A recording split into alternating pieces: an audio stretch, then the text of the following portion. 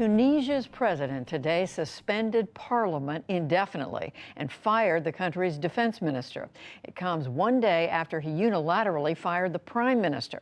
Nick Schifrin reports on moves that critics call a coup, 1 decade after the Arab Spring. In the birthplace of the Arab Spring, a crisis of democracy. Tunisian President Kais Saied said he had to remove the prime minister and suspend parliament in order to, quote, save the state. Today, I have taken responsibility. Those who claim that this matter is related to a coup need to revise your constitutional lessons. Tunisians have been protesting a COVID-19 spike, a failing economy, and called for the very actions that Saied took. But democracy watchers and the opposition party called the moves a coup. Supporters of the moderate Islamist party that holds the most parliament seats clash with the president's supporters. The decisions by President Kais Saied are not correct, against the Constitution and reality. In Washington, the Biden administration was not ready to use the label. A determination about a coup is a legal determination, and we would look to the State Department to conduct a legal analysis before making a determination.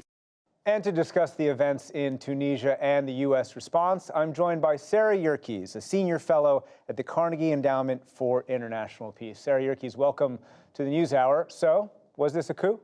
From where I stand, it's a coup. I think if you look at the Constitution, the way the president's justifying this, there's no way that you read this that it looks like it's justified. He is not allowed to dissolve parliament. That's against the Constitution. So to me, it's a coup.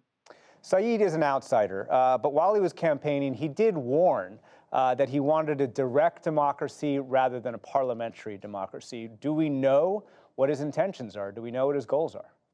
Unfortunately, he's really a black box. We don't know what his long game is here. I mean, it seems right now that he's looking to consolidate power in the hands of one person, and that person happens to be him. So I think, in the long run, he's probably trying to turn Tunisia into more of a presidential authoritarian system than a parliamentary one. But unfortunately, he hasn't really told us yet what his long-term plans are. Although he has denied that it was a coup this afternoon. Yes. Let's take a little bit of a step back and talk about these protests that he is claiming are the reason that he's taken the actions that he's taken. So what led to the protests? What are Tunisians so upset about today? Tunisia, unfortunately, is undergoing multiple crises at the same time. And the biggest one right now is the pandemic. They are having their worst COVID numbers of the entire pandemic as we speak. And people are understandably very frustrated, very angry. The health system's collapsing. So people took to the streets this last time over the failure of the government to adequately address the pandemic. They're also facing tremendous economic challenges. And so people are just really frustrated and fed up with this government. And obviously, we've seen cuts to subsidies of food and fuel recently, but also fundamental political infighting, right? Absolutely. From the get-go, the president and the prime minister have really been at odds with each other. Even though the president handpicked the prime minister, they have just been fighting with each other. They've been publicly undermining each other, publicly speaking out against each other from the beginning. So when this opportunity came for the president to unseat the prime minister, to remove him, he seized on it. Tunisia was, of course, the only success story in the Arab Spring, a largely nonviolent removal of a leader, the establishment of a democracy. What do these events say about democracy in Tunisia 10 years later? So I don't want to yet put sort of democracy in a coffin. I think, Tunisia's democracy still has a fighting chance. And I think, if we look at the way these protests are being reported upon, the way that people are allowed to go into the streets, the way that people can criticize the government, they can go out there and call this a coup and they're not getting arrested, that shows that democracy is alive and that it is functioning. Now, this is a major threat to Tunisia's democracy. I think, when we look back at this in 6 months, maybe even in a month, I might have something different to say. Maybe the democracy will kind of ended.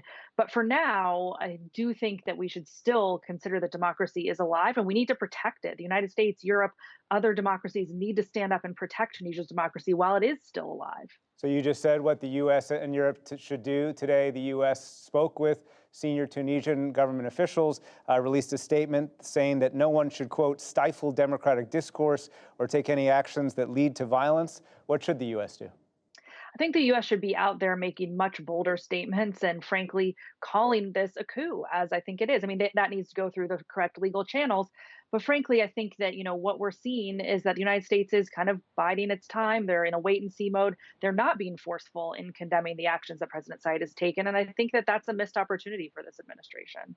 I want to switch gears to Iraq today. The Iraqi Prime Minister, Mustafa al-Kadhimi, was in the White House with President Joe Biden.